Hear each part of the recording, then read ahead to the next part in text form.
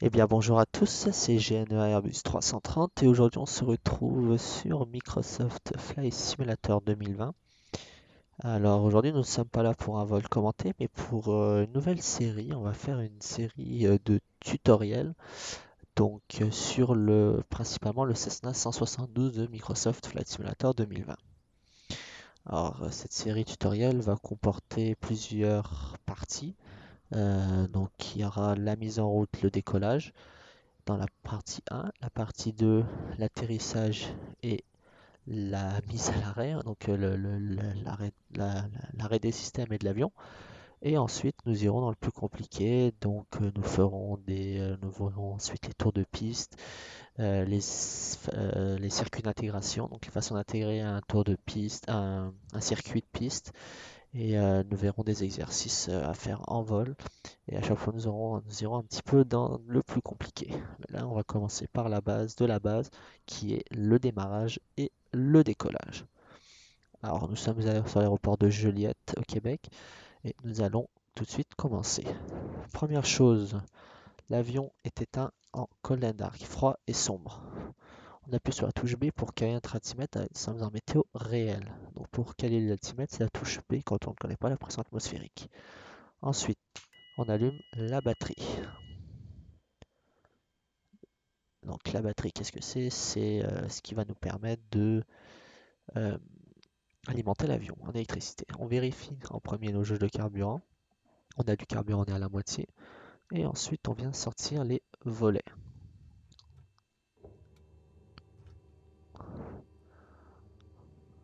Donc les volets sortent. Et on peut allumer le beacon et éteindre la batterie.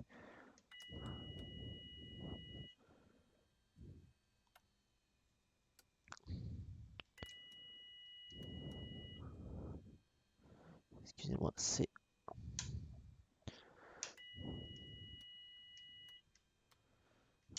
un bug. Voilà, avec mon ProSiTech. Donc moi j'utilise en fait le ProSiTech panel non, oui, radio et surtout pour les batteries, les systèmes et les trains et tout ça. Donc ça vaut le multipanel, voilà. Ça vous ne le verrez pas. Donc on vérifie les volets. Pourquoi? Déjà on vérifie que les volets sont bien sortis. Voilà, on ferait le tour de l'avion. Donc on vérifie que les volets sont sortis et qu'ils sont symétriques, qu'ils sortent de façon symétrique. On peut le voir, hein, ils sont en bas.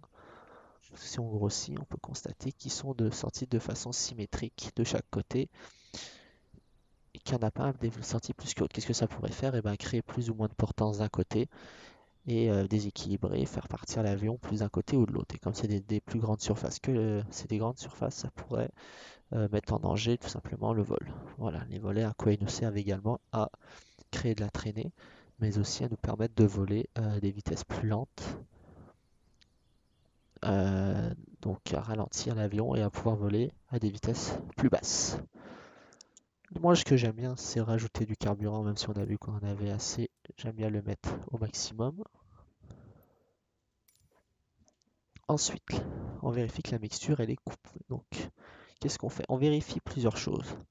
Déjà, j'ai mis les magnétos sur both. On vérifie ensuite que la batterie et l'alternateur sont coupés. Le beacon est sur on, ça dérange pas. Le frein de parc, on peut le serrer ou pas le serrer. Si on le serre pas, qu'on démarre, il faut mettre les pieds sur les freins.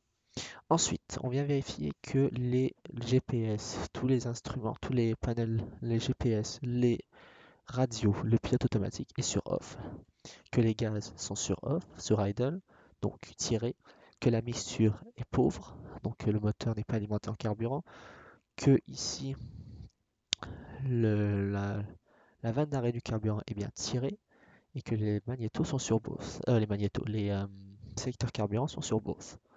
Donc ça veut dire qu'il va prendre sur les deux réservoirs en même temps. Voilà, bien important. Ici, l'avionique master, elle est coupée. J'ai oublié de le dire tantôt, mais normalement, on vérifie comme ça. Donc, j'ai oublié de le dire, mais l'avionique master est coupée. Voilà. Alors maintenant, on va faire la mise en route. Mettre en route, c'est pas très compliqué. On va appuyer, faire clic gauche sur la vanne carburant, la pousser. Mettre la mixture sur plat riche. Voilà. Sur cet avion, on a une pompe carburant. Pour démarrer, c'est un moteur à injection. Donc on va mettre la batterie. On peut mettre tout de suite l'alternateur pour pas l'oublier. Et on compte 5 secondes avec la fuel pompe. Donc on met la fuel pompe, on met les gaz au maximum, on compte 5 secondes, on réduit les gaz et on coupe la fuel pompe. 1001, 1002, 1003, 1004, 1005. Et on réduit les puissances. Voilà. Ensuite, on met les pieds sur les freins. On avance légèrement la manette des gaz. Et à plus ou moins un quart de pouce, mais ça c'est pas évident à faire. On vérifie que les abords sont dégagés. Et on démarre le moteur.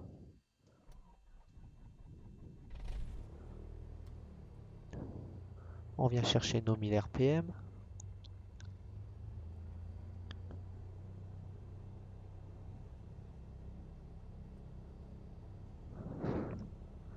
Et voilà.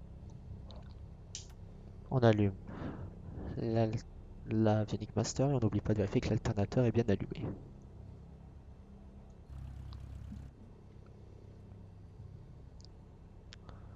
Ensuite, ce qu'on peut faire, c'est rentrer les volets.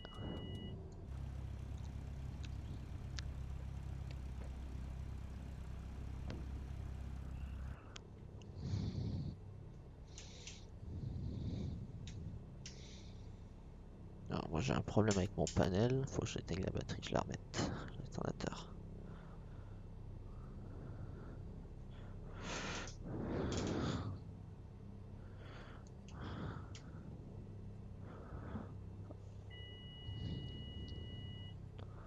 Donc, bon, sur ce vol m'en servirait pas. Donc pour ce, les fréquences radio sont ici. Alors, on peut vérifier 121.5, la fréquence de détresse, vérifier que la balise ne s'est pas déclenchée. Normalement ça devrait pas, mais on peut vérifier.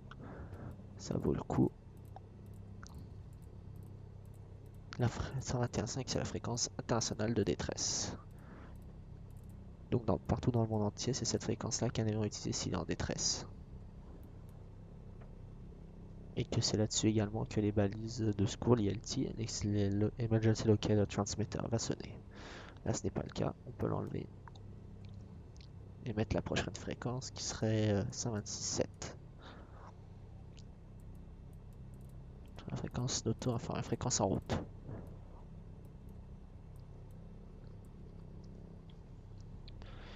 Et voilà, on attend gentiment que le moteur chauffe, mais bon, il fait quand même pas froid, donc le moteur devrait être pas mal chaud quand même.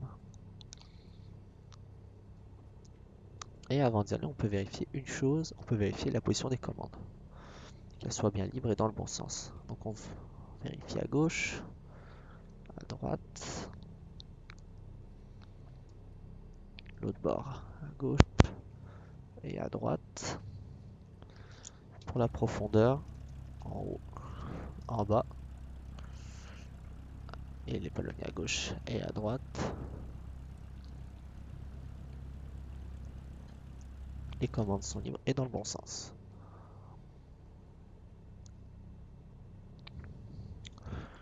Et là, on va pouvoir commencer gentiment à rouler.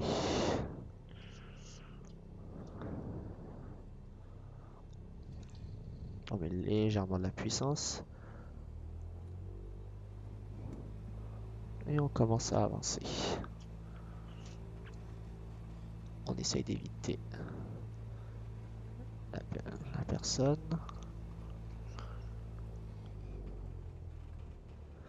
Alors pendant qu'on roule, à quoi sert le décollage? Je vais vous expliquer un petit peu. Le décollage est en fait un profil de vol qui va nous permettre de prendre de la vitesse. Alors le décollage est décomposé en 3 temps. Le premier temps, on met la puissance. Le second, on laisse l'avion accélérer sur la piste. Et le troisième, tout simplement, on décolle.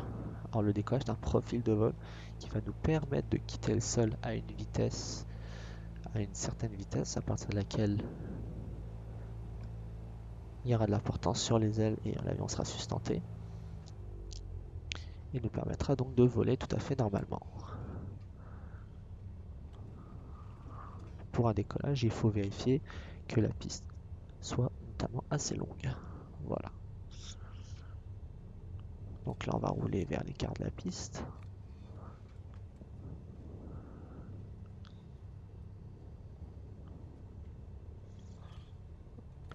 On va se mettre ici. Alors moi, je ne sais pas dans quel on va se mettre face au vent. Je vais vous expliquer après pourquoi. On va faire le run-up, le point fixe. Quand on ne sait pas dans quelle direction vient le vent, on met l'avion, le nez, dans l'axe de la piste. Voilà, plus ou moins comme ça. On met 1000 RPM. On vérifie que les magnétos sont sur both, que la mixture est plein riche, que le sélecteur carburant est sur both et que la valve de carburant elle est poussée. Que l'alternateur, que le voltage est bon. L'ampèremètre ici, donc, que l'alternateur recharge bien la batterie et qu'il y a toujours de la tension dans notre batterie. Ensuite, maintenant, on va pouvoir monter à 1700 RPM. Alors ça, c'est un bug avec mes manettes de gaz.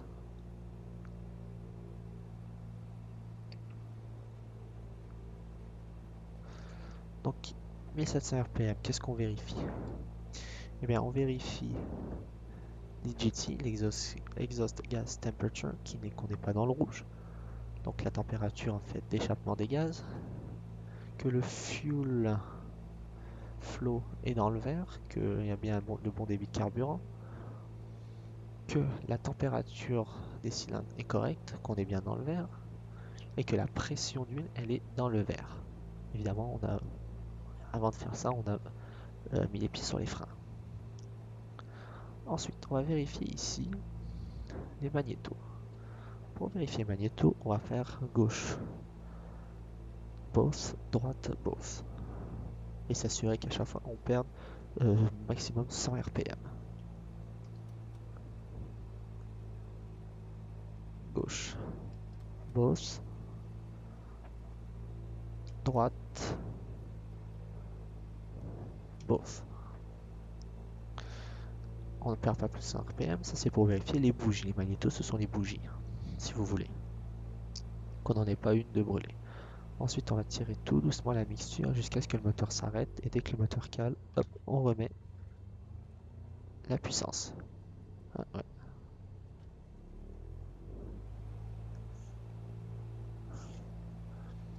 Le moteur n'a pas calé, on est correct. Maintenant, on va remettre la puissance tout à fait au ralenti et vérifier que le moteur ne cale pas avec les gaz au ralenti.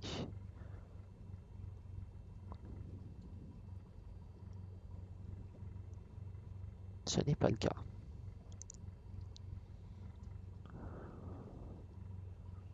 Donc on va remettre 1000 RPM. Si le moteur calait au ralenti, à ce moment-là, il faudrait interrompre le vol et aller au parking parce qu'on aurait peut-être un problème avec notre moteur.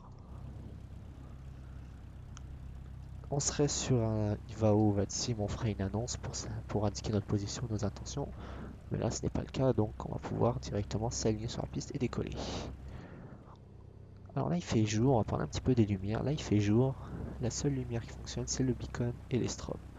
Les strobes, je ne suis même pas obligé de les allumer. Par contre, dès qu'il va faire nuit ou qu'il va faire un mauvais temps, il faudra allumer les phares et les feux de navigation ainsi que les strobes. En fonction, je ferai probablement une vidéo sur ça quand on passera notamment à l'IFR ou au tour de piste en fonction de la météo.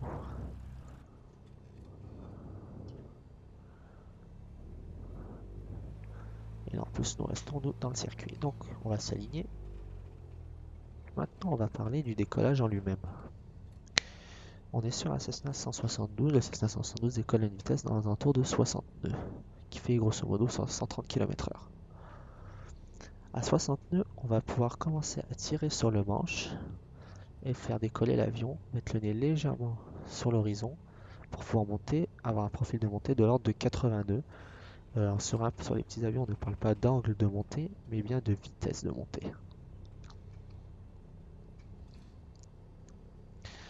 Avant, on va vérifier que le trim, le compensateur, qui nous permet de diminuer la pression sur le manche, euh, est au neutre. Si ce n'est pas le cas, on le met nous-mêmes au neutre.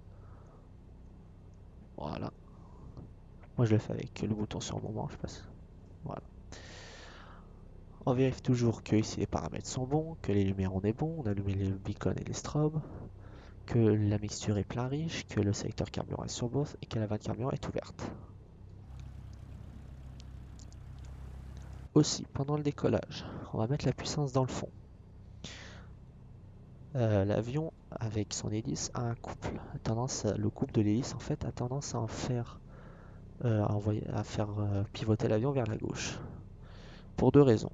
Déjà, là, l'hélice, le souffle de l'hélice, va tendance à pousser notre gouverne de direction vers la gauche. En fait, le vent que crée l'hélice a tendance à pousser notre gouverne de direction vers la gauche.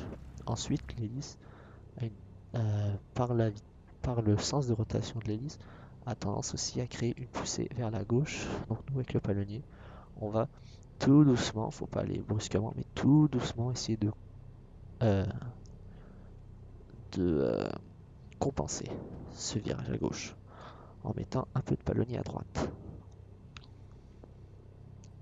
Nous sommes alignés, on a vérifié que tout était correct, on aurait fait notre annonce à la radio pour dire qu'on était bon.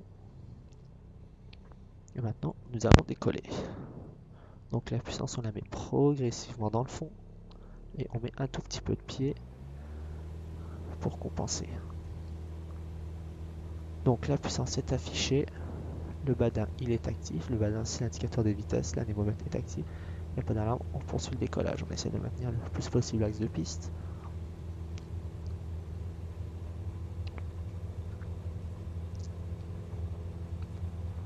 On arrive à 60, on tire doucement et on est en l'air. On fait un palier d'accélération et on prend doucement notre profil de montée.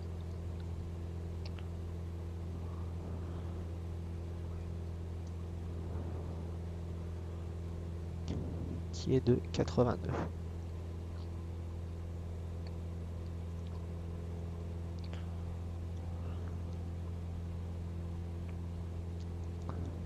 Donc vous avez vu qu'on est monté un tout petit peu trop au début. Donc on a repoussé légèrement sur le manche pour empêcher l'avion de trop monter.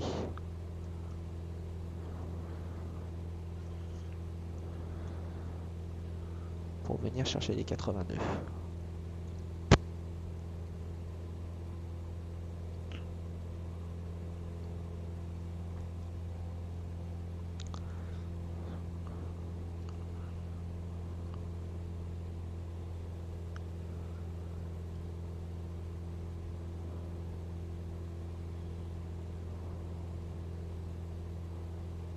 Nous sommes en l'air.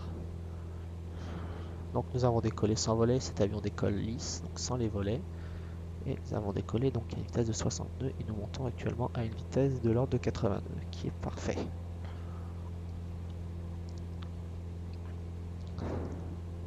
Et à partir de ce moment, on va se retrouver pour la seconde partie qui va concerner l'atterrissage.